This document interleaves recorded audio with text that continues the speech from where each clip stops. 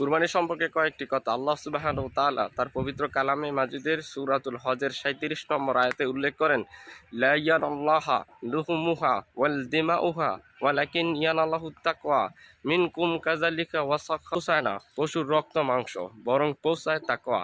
আল্লাহ সুবহানাহু ওয়া তাআলা অন্তরের বিষয়টাকে ধারণ করেন। এমন কুরবানি প্রতিটা মানুষের উপর নির্ধারণ করেছেন। প্রত্যেক বালেগ হওয়া মাত্রই তার উপর কুরবানি এমন সামান্য অর্থের পরিমাণ মালিক হলেই কুরবানি ফরজ হয়। আল্লাহ সুবহানাহু ওয়া তাআলা পবিত্র কালামে মাজিদে আরও ইরশাদ করেন, কুল ইন্না সলাতি ওয়া নুসুকি ওয়া মাহিয়ায়া ওয়াল মামাতি লিল্লাহি রাব্বিল আলামিন। কুল আপনি বলুন, ইন্না সলাতি আমার সলাত, ওয়া নুসুকি আমার কুরবানি, ওয়া মাহিয়ায়া আমার জীবন, ওয়া মামাতি আমার মরণ, লিল্লাহি রাব্বিল আলামিন একমাত্র আল্লাহর জন্য।